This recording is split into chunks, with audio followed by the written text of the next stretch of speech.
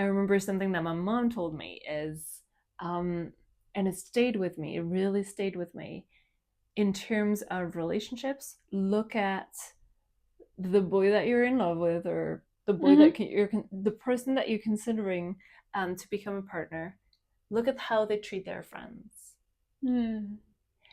And I love that.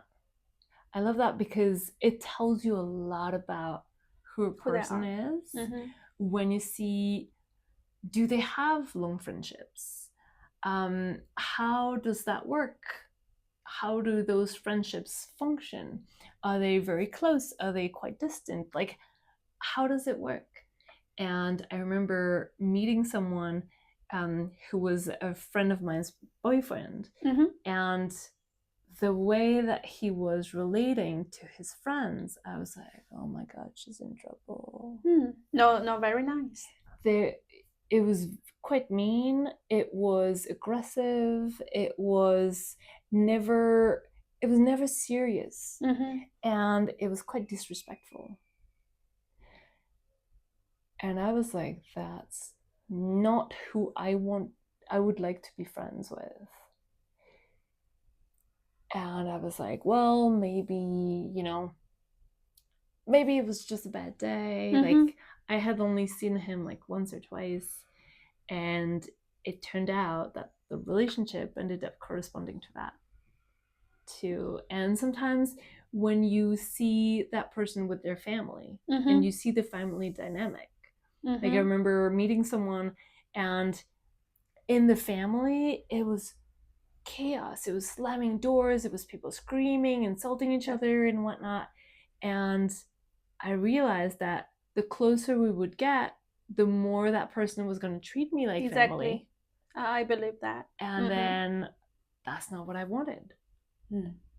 So one time I was talking to a client who was telling me, okay, this relationship Mm-hmm.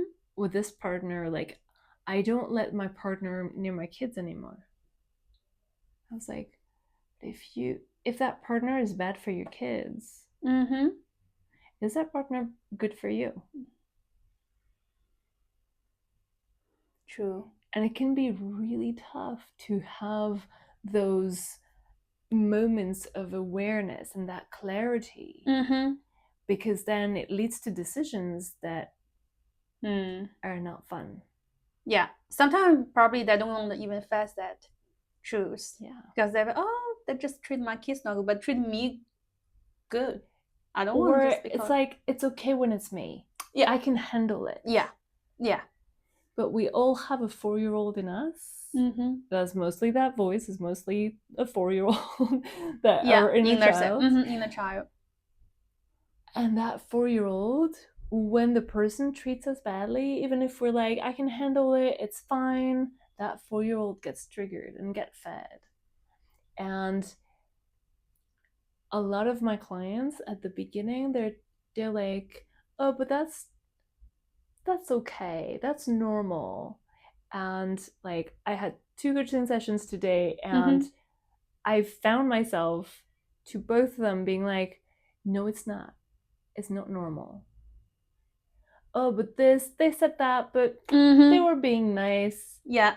They were mocking me, but they were being nice. I'm like, no, Mm-hmm. mocking is not nice. Mm-hmm. So it's like, there's this process of normalizing for the brain that's trying to keep us safe, and Yeah. to say everything is fine, don't Uh-huh. worry, Uh-huh. you're gonna be okay. But it's actually leading us to accept behaviors that are not okay. Yes. Try to fool themselves. I feel like sometimes they Yeah. are. Because denial is a process that keeps us feeling safe Mm. when we're not, Yeah. and helps us mentally survive to what is going on, Mm-hmm. because the environment is at least emotionally unsafe for us. Mm-hmm. But if we admit that, Mm-hmm. then we start feeling like the ground is shaking. Yes. As children, and as adults we can handle it, but as children we can't handle it. We need to feel safe, otherwise we feel like we're going to panic too much. Yeah. And some of my clients, they have panic attacks Mhm. regularly and whatnot. And I'm like, yeah, it makes sense. Like, your nervous system has been panicking so regularly for so long that there is a button that goes into panic. Yeah. Into panic mode. It's a sort of like safety process to like try to make you fear. Yeah. Wow. And it's the fear in the person that is like so high all the time that when it goes higher, the brain just can't process it. Yes. And so it's like, don't know what I can do. And sometimes it's only when that person has a panic attack that the environment around is like, oh, maybe we did something wrong. Maybe we went too far. So sometimes it's also like the only way to be heard is to start hitting, exploding, violence, okay, screaming, okay, slamming doors, whatnot. Okay. Or sometimes it's like if I go into panic mode and I melt, maybe people will stop doing what they're doing, being physically or emotionally violent to each other or to me. That's how the violence happens a lot of times. Yeah. So understanding that process and figuring out, okay, what makes me feel safe, what makes me feel unsafe, and how can I create healthy safety? Yeah. So I stop feeling unsafe when I'm drinking or when I'm doing drugs, for example, which can be a way kind of like out, like a way to switch off the brain, or to stop it from spiraling and going into like dark thoughts and whatnot. That can feel helpful, but it's actually hurtful. Yeah. And like you and I know that it's hurtful, but in the moment, there's a lot of people, even in burnout, who start drinking or start smoking pot or doing, whether it's soft drugs or hard drugs, because they feel like it's helping them. Make them feel better. Yeah. But it's also like doom scrolling. Yeah. Like, spending hours watching something on TV, like trying to numb the pain. Yes. There's a lot of different ways to try to numb the pain. But that's actually a lost battle because the pain is there and we need to let it out, look at it, and see what we can understand from it, what we can learn from it, and how we can reassure the fear, for example, how we can let out the anger, how the person can feel heard, understood, respected, taken into account, And so all the emotions, if we store them in the sort of like waiting room of emotion, they become bigger and bigger and bigger. And it's like an apple that you leave in a waiting room and you come back a week later, a month later, it starts smelling. Yeah. Right? Yeah. It starts rotting and then it attracts rats and everything, and then you're in trouble. And then you don't just have like one apple to clean or to just like put into the trash, but you have a lot more to handle and to deal with and to do to handle the situation. That was initially just one apple. Wow. So make it worse. It makes it worse. So we need to regularly practice emotion management. See. And so for that, there's like a bunch of different tools that we can use in order to process what happens and to let it go so that the emotions come in and out more easily, more quickly, and then we can at the beginning, towards the beginning of learning to process emotion, we tend to put them in that waiting room of emotion. Yes. Okay. And look at them after, maybe at the end of the day, or maybe at first in the coaching session or in a therapy session or whatever. But little by little, we're more and more able to do it at that moment. Okay. To notice the emotion, notice, okay, this is what's happening, and it's okay, and I can let it go, and I can listen to my wisdom, and I can, and then it's like, it can take 10 seconds, it can take 90 seconds, but at first it takes a week or months, and we're like ruminating on what happened, and no, I shouldn't have said that, I shouldn't have done that, this person shouldn't have said that, done that, and so there's also like some things that also take longer, because there's some things that we need to digest fully. When it's big, there's a digestive process that needs to happen, and we need to digest our past, and that takes a little bit of time. Because that waiting room of emotions, there's some things that date back to when I was 5 or when I was 10, or and even emotions from before you were born. So at least that's what I believe. But then it's very crowded in there. I see. And so that's why it takes a while to process everything, to digest everything. And sometimes people are like, oh yeah, you experienced trauma in the past, but you just need to let it go. Yeah, it's like as if you ate something. You can't just like with happy thoughts be like, I'm gonna let it go. You need to wait for the digestive process to happen, which takes like 24, 48 hours, whatever. So even when we eat food, it takes time. It's even more so when it's a whole 10, 20, 30, 40 years that we need to digest and to process and to understand and to practice that self-understanding and the understanding of others, so that we step away from judgment. We stop judging ourselves so harshly, and little by little we can stop judging others also, and then we're much closer to peace and calm, and stepping away from anxiety and stress and all that all the time. This is a long journey. It can be.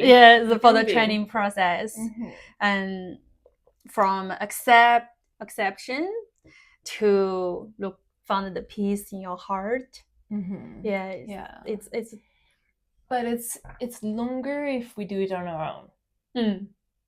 So there's different kinds of things that we need to digest. For people who've experienced trauma, there needs to be trauma therapy. So one of the things that is most recommended at the moment, from the information I have, is EMDR. That is really made for trauma. But there's also other techniques. Everybody is different, and so people need to find what really works for them. But for me, what's most important is what's going to be, in a way, the fastest way of digesting. Because I don't want to be, for example, if I have a trauma, I don't want to be using the longest path to recovery. I want to recover tomorrow. Of course. Yes. So I want to be done tomorrow. Yes. It's not going to be that simple, of course. But I don't want it to take forever. I don't want it to take a lifetime. Yes. And sometimes I don't need to. But not everybody tells you that certain things are not the best techniques to deal with what you have. So when I experienced burnout is a trauma, because the worst case scenario in a burnout is death. Yes. Okay. Yes. Because you work so hard, you work yourself to the bone, and there's some people who have a heart attack, there's some people who like literally can die from burnout. Okay. And so whenever there's a moment where the brain is like, if you continue, you're gonna die, it creates a trauma. Yes. Okay. So when I experienced burnout, I went to see the doctor, and the doctor was like, you need to see, like, you should see someone. Mm-hmm. By someone is very vague, is very general. It was 10 years ago. So I was like, I guess I'm going to ask around, ask my friends if they have the name of a therapist, which is a super awkward text to send or conversation to have. Yeah, it could be, yes. But I was like, I was desperate enough to not care. Okay. Which was a gift. And I strongly encourage anyone, like, if you need someone to really just take that step, look for the information. Definitely. So I heard from one friend, like, the name of a therapist, and I was like, okay. I called the therapist. The therapist was like, okay, I can see you in like a day or two. I was like, great, because I didn't want to be like, oh, I can see you in 6 months. You know, like, that's not what I'm looking for. Yeah. So it's like, okay. So I go meet her, and she's like, okay, we can continue and we can see each other every week and whatnot. And I'm like, okay. And I never shopped around for a therapist. And I never knew that when it comes to burnout, there are burnout specialists. Okay. Who mostly deal with burnout and who know what they're doing and know what burnout is exactly, know how to help people get out of it. So I saw a therapist who was not a specialist in what I had going on. And so she did help me, but it was not special. It was not like, if you go see a doctor and you have a heart problem, they're going to be able to help you, but they're going to also probably ask you to go see a specialist who's going to help you even more and even faster. Yeah. Okay? For you to be able to recover faster. Yes. And that was the same. So I went to see that person for over a year, and there was a point where I started feeling better, where I started feeling like I could, you know, go back into the world, you know, and go into the workplace and start working again. And I burned out a second time. Because it wasn't her main job to do burnout. And I don't know how much she knew about burnout, but that's one of the scariest things for me. When I meet people who have experienced trauma and who tell me, okay, I've experienced trauma, but I see this kind of person, I'm like, okay, is this person specialized in trauma? Yeah. And if the answer is no, I'm like, you're wasting your time, your energy, your money. Yeah. You need to go see someone who can help you now. And not like 1% every time, but like 10% every time. So that you can be done with this within a year and not 5 years. Yeah. True. And so that's one of the things that is the most challenging, especially when it comes to burnout, because people go and see a therapist and go and see a lot of people, and they oftentimes don't see a specialist. Yeah. And the other day I met someone who was like, okay, I've been like, I burnt out 2 years ago. And I was like, okay, who did you see? She's like, I did a little bit of this, a little bit of that, a little bit of... I was like, did you ever see a burnout specialist? No. And I told myself, well, I could have answered that question by just hearing her say, I didn't, like, I've been that way for 2 years. I stopped working 2 years ago. Wow. I could have immediately known she probably didn't see a burnout specialist. Yeah. Otherwise, she would be already done. Yeah. And some people, sometimes they go into a depression and it's like linked to burnout, but they don't differentiate the two, and so it's a little complicated. Is it a burnout? Is it a depression? they don't know. And they get misdiagnosed, I see. and then they're like, no, I'm not burning out. And then they meet me, and I'm like, can we talk? Can we look at this? And then I'm like, I'm sorry, but you're burning out. So it's different. It's called the burnout. And so because there's different ways that it functions when it's depression and when it's a burnout. Okay. And so if the person is misdiagnosed, it's like you tell me you have a broken knee and I start looking at your elbow. It's not going to be helpful. Maybe your elbow is going to feel wonderful, but the knee is your problem. So you need to find a specialist. So when you have trauma, you need to find a trauma specialist. When you have a burnout, you need to see a burnout specialist. Like, no matter what issue you face, you need to find a specialist. Right person. Yeah, the right person who can, and who also feels right. If you go meet someone who you don't feel comfortable with them, you don't feel like you can share, you feel intimidated maybe, or you feel like they're not really listening to you, or that, then it's not going to work. And you can even go like every day. You find the right person, the right feeling, and then let you feel comfortable to share, right, your problem. And so when you said the difference burnout and depression, what's the difference between those two? So if you tell someone who's burned out, and whose burnout is mostly around work, because there's different things that can cause burnout. The heart of burnout is stress.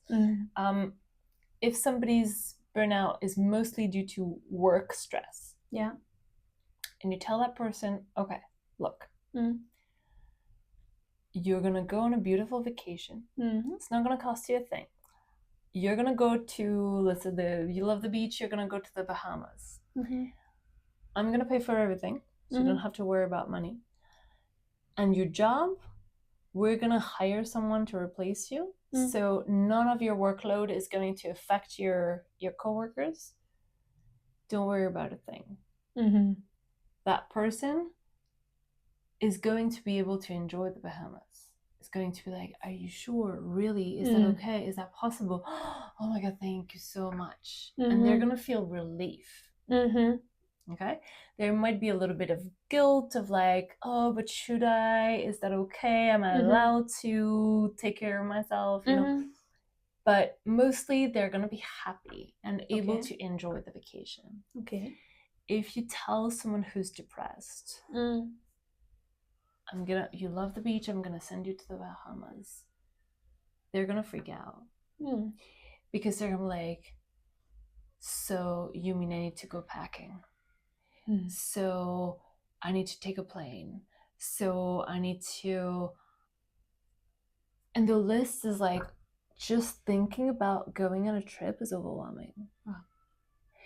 And sometimes people who are depressed, just going outside is a lot. Okay. And they don't really want anything. Like they've lost desire for life. They don't really enjoy anything. And they have a hard time getting out of bed in the morning. Because sometimes they question, like, what is the meaning of my life? Why am I here? And should I even continue to be here if there is no meaning? And why do people do anything? You know? And so it can be really dark. I see. Nothing can let them feel joy. It's really difficult for them to feel joy.